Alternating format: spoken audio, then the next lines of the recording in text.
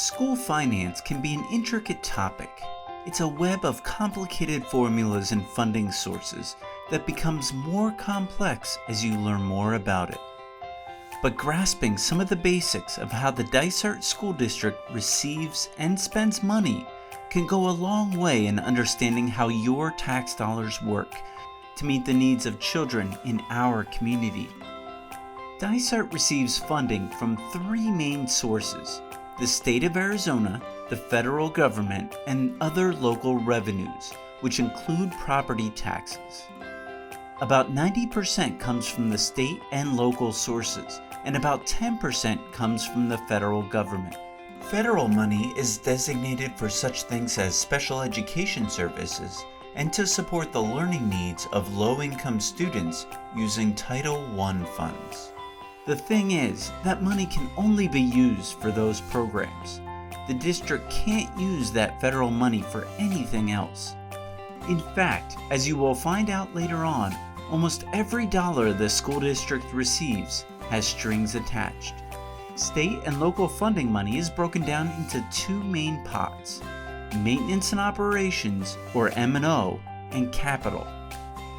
Dysart receives and spends approximately 95% of its funds in the M&O pot and 5% in capital. Maintenance and operations are your day-to-day expenses, your operating expenses. These include salaries for employees, utilities like lights, transportation services, and general supplies. Capital expenses are items that last for many years, such as buildings, furniture, equipment, technology, textbooks, and buses. So remember those strings I talked about? Well, Arizona law requires that capital money only be used for capital purchases, and M&O money only be used for M&O. So we can't just go buy one less bus to fund a teacher, and we can't cut a teacher's salary to buy a computer. Now, say the school district would like additional money to provide a better education for students that goes above and beyond what the state and federal government provide. They can go out to their local community and ask for something called an override or a bond, which is a tax on property. Overrides and bonds are very different things and are not interchangeable. There's no such thing as an override bond or a bond override. A bond is designated for capital money, those buses, school buildings, safety, and technology. A bond can only be used for those capital purposes. The last time Dysart voters approved a bond was in 2006. The district can call for either a capital override or an M&O override. The Dysart School District asked voters to fund full-day kindergarten, quality arts and athletic programs, and maintain class sizes in 2020 through the continuation of an M&O override. The community approved this override, and that money collected paid directly for those things. The current override provides approximately $25.5 million to the district's maintenance and operations budget. These pots of money that Dysart receives don't look the same from year to year. In fact, they can look very different depending on how many students enroll in Dysart, whether or not voters approve an override, or whether or not the state or federal government decides to cut or adjust funding.